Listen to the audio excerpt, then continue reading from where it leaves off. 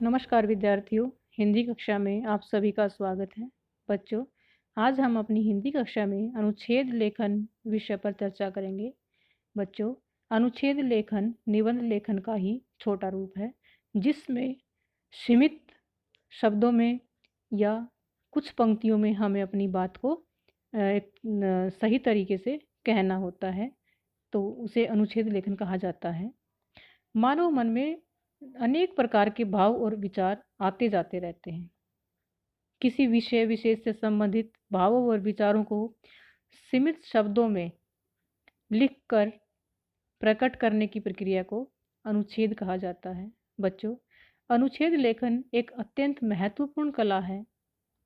इसमें किसी विषय से संबंधित बातों, तथ्यों को बहुत कम शब्दों में लिखना होता है।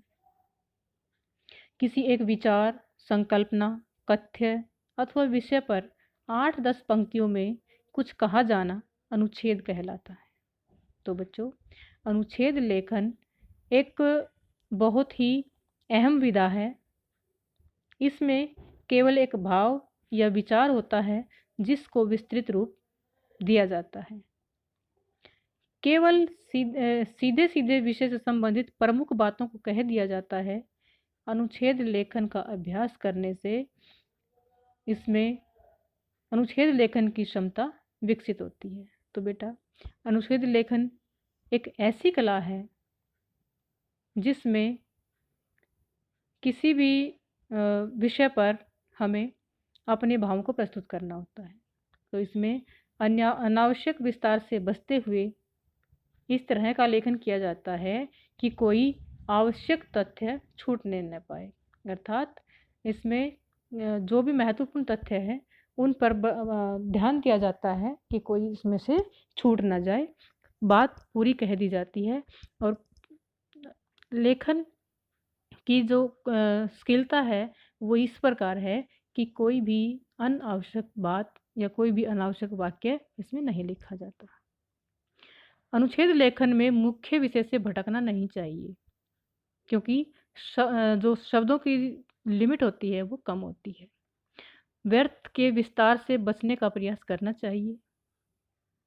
वाक्यों में निकटता और संबंधता होनी चाहिए, अर्थात एक वाक्य दूसरे वाक्य के बीच के साथ संबंधित होना चाहिए, उससे जुड़ाव होना चाहिए।